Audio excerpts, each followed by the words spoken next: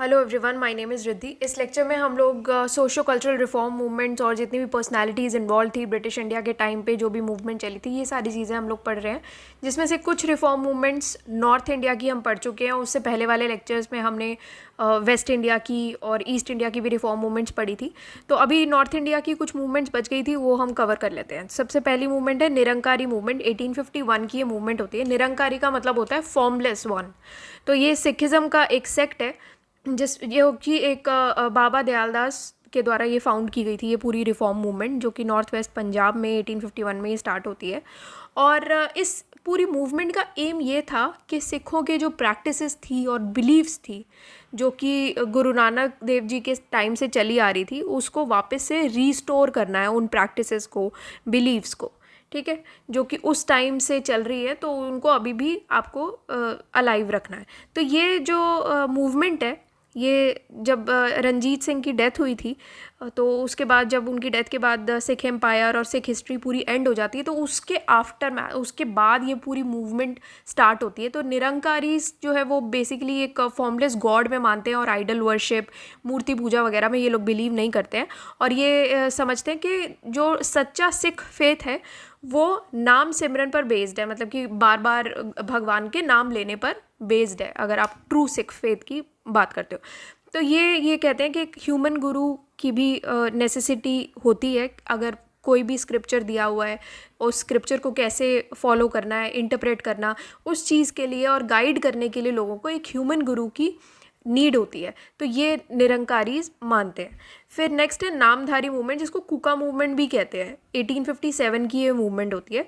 तो नामधारीज या कुका जो है वो एक सिख सेक्ट है अगेन, जो कि मेन स्ट्रीम जो सिख हैं उनसे डिफ़र करता है थोड़ा सा, क्योंकि ये कहते हैं कि जो गुरु गोबिंद सिंह जी के टाइम के बाद, जैसे जो नॉर्मल मेन स्ट्रीम सिख है वो मानते हैं कि गुरु गोबिंद सिंह जी तक ही हमारे सिख गुरु थे, बट नामधारीज या कुकाज ये कहते हैं कि गुरु गोबिंद सिंह जी के बाद भी सिख गुरुज की जो लीनिएज थी वो चलती आ रही है। तो वो ये पूरी मूवमेंट जो है वो बालक सिंह के द्वारा ही फाउंड की जाती है, और इनफैक्ट बालक सिंह को ही 11th गुरु माना जाता है सिख रिलीजन का। और ये कहते हैं कि जो सिख गुरुज का जो सक्सेशन है गुरु नानक देव जी से, वो आज तक भी चलता आ रहा है, वो ये लोग मानते हैं।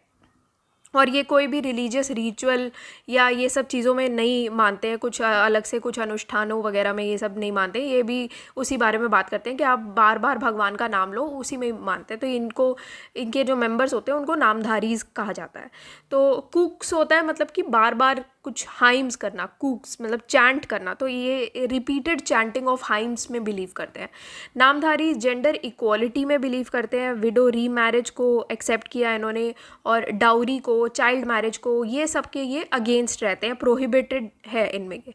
तो कुका मूवमेंट जो है वो पहला इसका जो रिएक्शन है वो तब आता है जब कुछ ऐसे पॉलिटिकल ऑर्डर ब्रिटिश इंट्रोड्यूस करती है 1849 में। तो उसके बाद एक मेजर रिएक्शन के तौर पर ये पंजाब में ये मूवमेंट स्टार्ट होती है, कुका मूवमेंट। और काफ़ी इंपॉर्टेंट है, ये ब्रिटिश रूल को ओवरथ्रो करने में भी काफ़ी इंपॉर्टेंट रोल प्ले किया है कुका मूवमेंट ने। नेक्स्ट टॉपिक है बाबा राम सिंह, जिनका टाइम होता है 1816 से लेकर के 1885 तक का। तो ये 12th सिख गुरु होते हैं। और इन्होंने जो सेक्ट का जो सेंटर होता है वो भैनी साहिब, जो कि लुधियाना में है, वहाँ पर मूव कर दिया होता है। और इन्होंने बेसिकली एक distinctive style of wearing turban introduce किया था। और बाबा राम सिंह जो है वो फर्स्ट इंडियन माने जाते हैं जिन्होंने नॉन कोऑपरेशन और नॉन वायलेंस बॉयकॉट इंट्रोड्यूस किया था, या यूज़ करने को कहा था कि अगर आपको ब्रिटिश एम्पायर से इंडिया में लड़ना है तो आपको नॉन वायलेंस से चलना पड़ेगा। नॉन कोऑपरेशन, नॉन वायलेंस, ये वाला पूरा फॉर्मूला फॉलो करना पड़ेगा, जो बेसिकली गांधी जी भी कर रहे थे। तो उनकी लीडरशिप के अंडर जो नामधारीज थे उनको एक रीसर्जेंस हुआ सिख रूल का पंजाब में। और 1872 में ब्रिटिश पुलिस ने 65 नामधारीज को एग्जीक्यूट कर दिया था। ठीक है, और राम सिंह जो है उनको रंगून में एग्जाइल कर दिया गया था। तो ये पूरी स्टोरी थी इनकी। नेक्स्ट एक सिंह सभा मूवमेंट अमृतसर 1873। तो ये एक अगेन सिख रिफॉर्मिस्ट मूवमेंट होती है, और सिख एम्पायर के टाइम पर ये मूवमेंट फाउंड हुई होती है जब सिख एम्पायर जो है ब्रिटिशर्स ने अनेक्स कर लिया था। तो खालसा ने अपनी प्रेस्टीज उस टाइम पर लूज़ नहीं की थी और सिख जो हैं वो रैपिडली दूसरे रिलीजन्स में कन्वर्ट कर रहे थे। तो उसके रिएक्शन में ये मूवमेंट लाई गई थी, सिंह सभा मूवमेंट। तो यहाँ पर क्या होता है कि बहुत सारे ऐसे धन परिवर्तन वाली ऐसी एक्टिविटीज़ नज़र आई होती हैं जो कि क्रिश्चियंस में ये नज़र आ रहा होता है कि रिलीजन में कन्वर्ट हो रहे हैं। फिर हिंदू रिफॉर्म मूवमेंट्स उस टाइम पर चल रही होती हैं जो कि ब्रह्मो समाजीज, आर्य समाज मूवमेंट हमने लास्ट लेक्चर में पढ़ा था।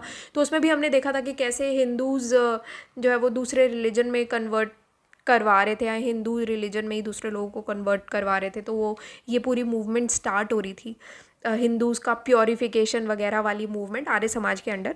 देन मुस्लिम्स में अलीगढ़ मूवमेंट और अहमदिया मूवमेंट चल रही थी। तो ये सारी जो धर्म परिवर्तन की मूवमेंट्स को देखते हुए as a reaction to all these movements Singh Sabha movement लाई गई थी। तो उस टाइम पर एक और पॉसिबिलिटी थी कि नामधारी सिख जो हैं उनकी एक्टिविटीज़ से ऐसा ना हो जाए कि जो भी सिखों को जो एक फ़ायदा मिला था ब्रिटिश पेट्रोनेज से, तो वो चीज़ कहीं लूज़ ना वो कर दें। तो वो चीज़ इनको एक ज़रूर डर था कि सिखों के जो ब्रिटिश अधिकार है उनको उसका खोने का डर था, उसके खोने की पॉसिबिलिटीज़ वहाँ पर नज़र आ रही थी। तो सिंह सभा मूवमेंट के साथ साथ उसके पैरेलल ही 1869 में पंजाबी मुस्लिम्स ने भी अपने आप को एक काइंड ऑफ एक मूवमेंट में ऑर्गेनाइज़ किया था जिसका नाम था अंजुमन-ए इस्लामिया। तो इस पूरी मूवमेंट का एम क्या था कि ताकि जो ट्रू सिख रिलीजन है उसको प्रोपेगेट किया जाए, सिखिज़म को वापस से रिस्टोर किया जाए, और साथ ही साथ जितनी भी हिस्टोरिकल और रिलीजियस बुक थी सिख्स की उनको दोबारा लिखा जाए, उनको डिस्ट्रीब्यूट किया जाए, इन सब चीज़ों पे काम किया जाए। साथ ही साथ गुरमुखी पंजाबी को और प्रोपेगेट किया जाए मैगज़ीन्स और मीडिया के थ्रू। वेस्टर्न एजुकेशन जो है सिखों को दिलाई गई थी एक खालसा स्कूल के एक नेटवर्क के थ्रू। तो ये सब चीज़ें वहाँ पर चल रही थी। अब बात करते हैं अमृतसर सिंह सभा की। ये पहली सिंह सभा थी जो कि जो खत्री सनातन सिख थे और ज्ञानीज थे, ग्रंथीज थे, उनके द्वारा ये सेटअप की गई थी और बैकिंग इन्हीं की थी। तो बहुत सारे ऐसे थे जो कि डायरेक्टली अर्ली जो सिख गुरु थे उनके डिसेंडेंट्स ही थे जिन्होंने ये पूरी सिंह सभा सेटअप की थी, अमृतसर सिंह सभा। तो इन्होंने क्या किया था, जो खालसा इनिशिएशन प्रैक्टिसेस थी उनको रिजेक्ट किया था, जैसे कि खंडे दी पहल सेरेमनी होती है जो कि अमृत संस्कार भी इसको कहते हैं। अगर आपको पढ़ना हो तो आप पढ़ सकते हो गूगल करके इसको। तो इससे क्या था कि इसको इन ग्राउंड्स पे ये पूरी प्रैक्टिस को रिजेक्ट किया गया था कि ये अब हमारी जो कास्ट है उसको थ्रेटन करती है। फिर ये खुद को सनातन सिख कहते थे और इनको सोशल प्रोमिनेंस मिला था pre British 18th and 19th century Punjab में। बहुत सारे गुरुद्वारा सिख इंस्टीट्यूशंस इन्होंने टेक ओवर कर लिए थे, जबकि जो खालसा वॉरियर्स थे उन्होंने मुगल स्टेट को और अफगान फोर्सेस को कन्फ्रंट किया था अपनी सिख कम्युनिटी के सर्वाइवल के लिए। फिर नेक्स्ट है लाहौर सिंह सभा। तो निहंग सिख जब पूरी मूवमेंट को इन्फ्लुएंस कर रहे थे तो यहाँ पर क्या है, तत् खालसा के द्वारा एक कैंपेन जो है वो स्टार्ट हो गया था। तो क्या हुआ था कि एजुकेशन एम्प्लॉयमेंट में काफ़ी काम किया था इन लोगों ने। तो एजुकेशन एम्प्लॉयमेंट इनको ऑलरेडी मिल चुकी थी, तो वहाँ से ये एक ऐसी पोजीशन पे पहुँच गए थे जहाँ पर वो ये सनातन फैक्शन को चैलेंज कर पाए, जिसकी वजह से उन्होंने ये तत् खालसा फैक्शन बनाया या फिर ट्रू खालसा, इसको 1879 का ये टाइम होता है जब इन्होंने ये स्टार्ट किया होता है। तो लाहौर सिंह सभा जो है वो गुरमुख सिंह, हर्षा सिंह अरोड़ा, जवाहिर सिंह एंड ज्ञानीदत्त सिंह के द्वारा हेड की गई थी। फिर नेक्स्ट है अकाली मूवमेंट या फिर इसको गुरुद्वारा रिफॉर्म मूवमेंट भी कहते हैं। तो इसमें क्या है कि एक सिंह सभा मूवमेंट का ही एक ऑफशूट है, आप कह सकते हो एक शाखा है इसकी, और ये भी एक सिख रिफॉर्म मूवमेंट ही है। एक बेसिकली एक कैंपेन चलाया गया था कि जितने भी गुरुद्वारास थे अर्ली 1920s के टाइम पर उनमें रिफॉर्म लाने की नीड है। तो ये कोई कम्युनल मूवमेंट नहीं थी, बेसिकली गुरुद्वारास में जो भी करप्शन वगैरह चल रहा था तो गुरुद्वारास को इन सबसे लिबरेट करने की ये पूरी मूवमेंट चलाई गई थी कि गुरुद्वारास को आप कम से कम आज़ाद कर दो ये सब करप्शन वगैरह से। तो जितने भी करप्ट उदासी महंत से जो कि हेरिडिटरी पोजीशन जिनकी मिल रही थी, मतलब कि पहले कोई और हेड कर रहा था गुरुद्वारा को, उसके बाद उनका बेटा आया, फिर बेटा आया, तो क्या पूरी हेरिडिटरी पोस्ट चल रही थी एक काइंड ऑफ। तो जितने भी ये करप्ट उदासी महंत थे उनकी कंट्रोल से गुरुद्वारा को निकालना था, तो ये महंत जो है वो गवर्नमेंट पेट्रोनेज भी इंजॉय कर रहे थे और गवर्नमेंट के लॉयल भी थे, ब्रिटिश गवर्नमेंट के रादर, है ना।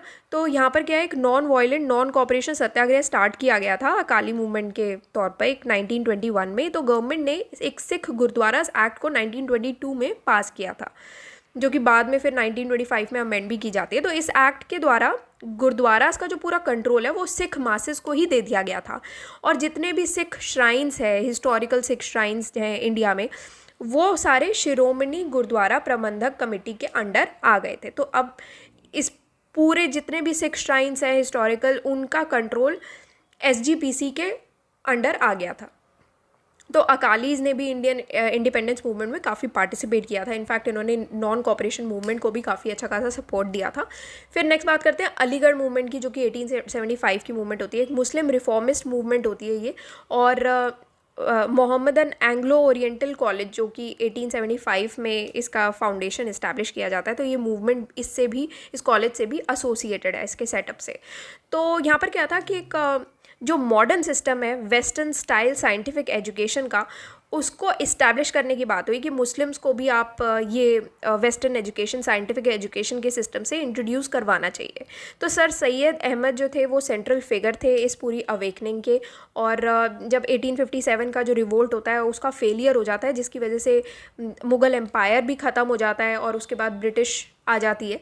तो ये सब कब हुआ होता है, जब बेसिकली हम रिवोल्ट हार जाते हैं, ठीक है। उसके बाद ही तो ये सब चीज़ें होती है ना, कि मुग़ल एम्पायर आता है, उसका एंड हो जाता है, फिर ब्रिटिश आके हम पे राज करने लगता है। तो सर सैयद अहमद ख़ान जो है वो एक इन सब चीज़ों को देखते हुए एक मुस्लिम सोसाइटी फॉर्म करते हैं, जो कि एजुकेशनली, सोशली, कल्चरली बैकवर्ड है, ठीक है।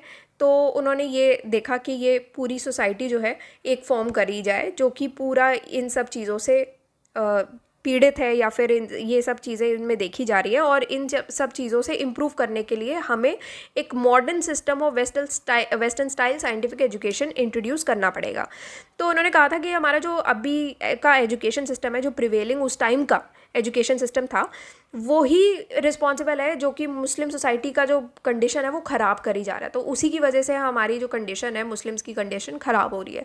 तो उन्होंने ये कहा था, जिसकी वजह से सर सैयद अहमद ने ये एक मूवमेंट स्टार्ट की थी, जो कि intellectual, educational, social and cultural regeneration का काम करती मुस्लिम सोसाइटी की। तो ये एक मुस्लिम सोसाइटी को उन्होंने पकड़ा और उसका फिर इन्होंने अपलिफ्टमेंट करने के बारे में बात की थी, ठीक है, कि रीजनरेट हम इसको करेंगे हर तरीके से, हर एस्पेक्ट से, intellectual, educational, social and cultural. फिर ये अलीगढ़ मूवमेंट जो है एक नया ट्रेंड इसने इंट्रोड्यूस किया था उर्दू लिटरेचर में भी।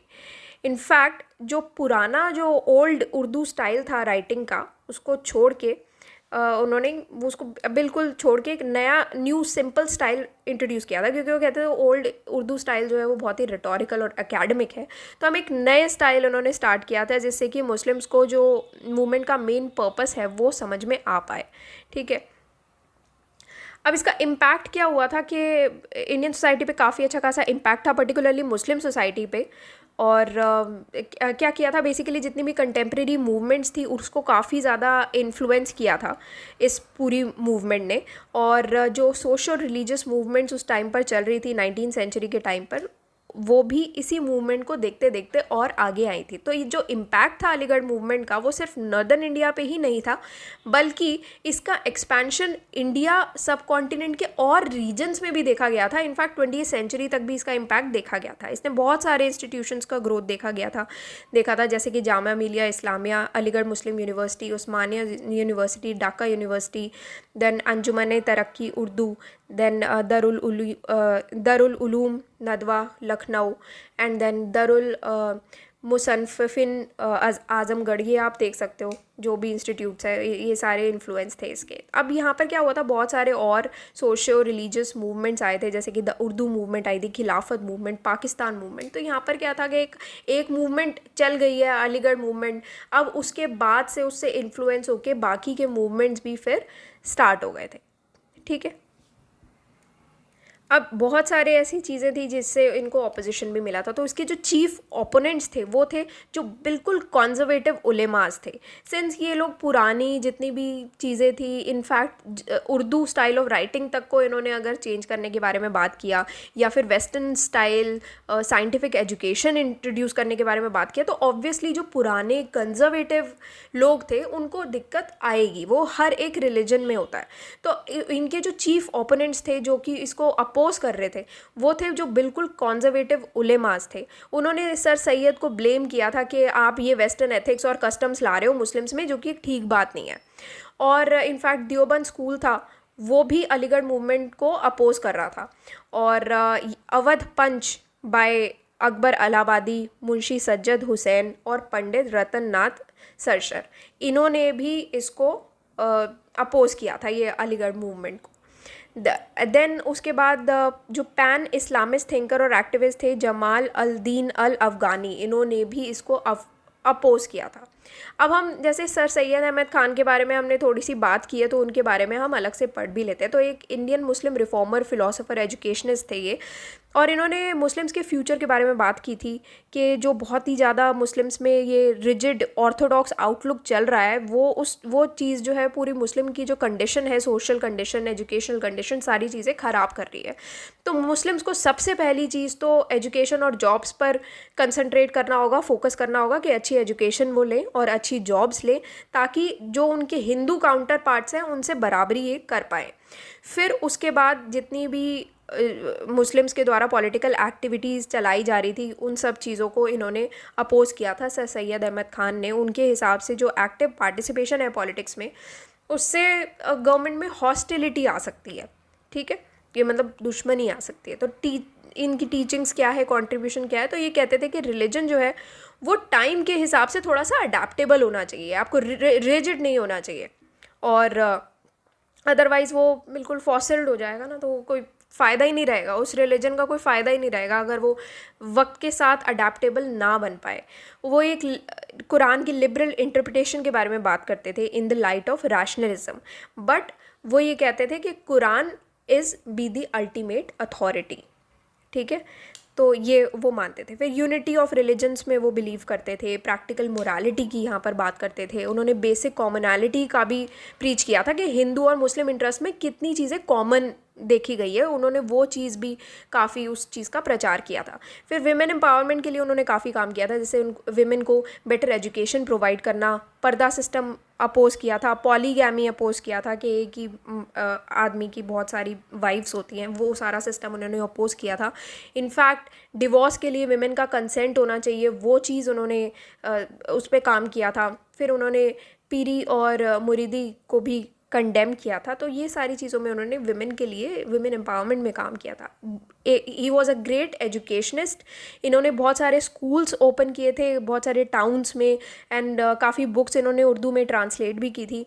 फिर इन्होंने ये कॉलेज स्टार्ट किया था, मोहम्मदन एंग्लो ओरिएंटल कॉलेज, जिसको बाद में अलीगढ़ मुस्लिम यूनिवर्सिटी भी कहते हैं, अलीगढ़ में है ये। 1875 में इन्होंने ये इस्टेब्लिश किया था। फिर उन्होंने western style scientific education promote किया था, और इन्होंने इसके थ्रू इसको प्रमोट करने के लिए बहुत सारे मॉडर्न स्कूल्स, जर्नल्स फाउंड किए और इस्लामिक एंटरप्रेन्योर्स को ऑर्गेनाइज़ किया, ताकि इन सब चीज़ों में, एजुकेशन में और काम किया जा पाए मुस्लिम्स के लिए। प्रो ब्रिटिश क्या काम था, तो इंडियन म्यूटिनी जब हुई थी 1857 का जो रिवोल्ट हुआ था, तो ये ब्रिटिश राज से लॉयल रहे थे। देखो, तो इनकी एक बुक थी the causes of the Indian mutiny, जहाँ पर ये बहुत सारी ब्रिटिश पॉलिसीज़ को ब्लेम कर रहे थे, जिसकी वजह से ये रिवोल्ट हो गया। मतलब कि ये ब्रिटिश के साथ थे, इसी वजह से ये ब्रिटिश पॉलिसीज़ को ये ब्लेम कर रहे थे कि अगर ये ब्रिटिश पॉलिसीज़ गलत ना होती तो ये रिवोल्ट होना ही नहीं था। तो जब रिवोल्ट हो चुका था 1857 का, और बहुत सारी एक्टिविटीज़ चल रही थी वहाबीज़ की, तो ब्रिटिश जो है वो एंटी मुस्लिम्स हो गए थे। उसके बाद से उन्होंने ये डिवाइड एंड रूल की पॉलिसी भी अडॉप्ट की थी। तो जो इंटेलेक्चुअल सेक्शन था मुस्लिम्स का, उसको एक ऑफिशियल पेट्रोनेज दी गई ब्रिटिश के द्वारा। तो सर सैयद अहमद ख़ान जो थे वो एक लॉयल मेंबर थे judicial service of the British के, और इंपीरियल लेजिस्लेटिव काउंसिल के भी ये मेंबर थे 1878 में, और उनकी लॉयल्टी के लिए इनको नाइटहुड का टाइटल भी अवार्ड किया गया था। एक मैगज़ीन आती थी इनकी तदहिब उल अखलाक, तो इनकी ये मैगज़ीन थी और इनिशियली इनको लगता था कि हिंदू मुस्लिम यूनिटी में काफ़ी बिलीव करते थे और इनफैक्ट मुस्लिम नेशनलाइजेशन की भी ये बात करते थे इंडिया में। बट इनको father of the two nation theory भी कहा जाता है और इन्होंने बहुत ही स्ट्रांगली बहुत सारे मुस्लिम लीडर्स को इन्फ्लुएंस भी किया था। ये आप देख सकते हैं, इंक्लूडिंग मोहम्मद अली जिन्ना एंड अल्मा इकबाल।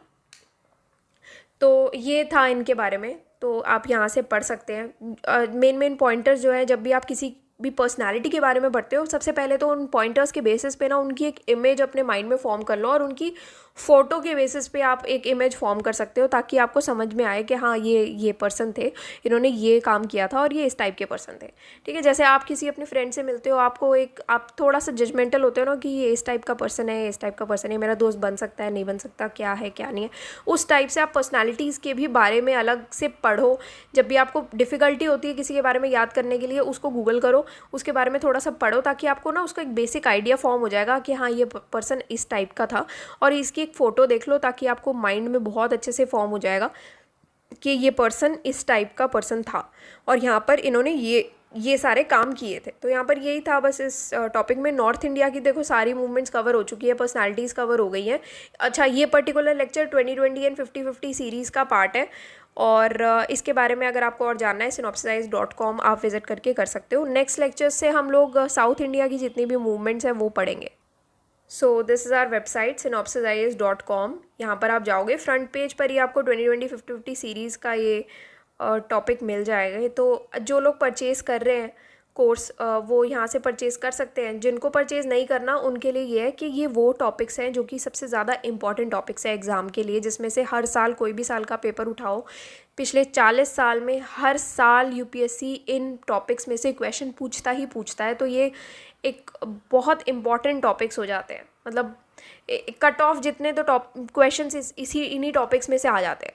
तो आपके लिए ये टॉपिक करना ज़रूरी है। तो जो परचेज़ नहीं कर रहे हैं उनसे मैं ये कहूँगी कि आप ये टॉपिक्स सारे कॉपी पेस्ट करके और ये आप खुद से प्रिपेयर कर जाओ। अगर आप परचेज़ नहीं कर रहे हो तो जो परचेज़ कर रहे हैं वो कर ही सकते हैं। ठीक है, so that's all for today and thank you for watching the lecture.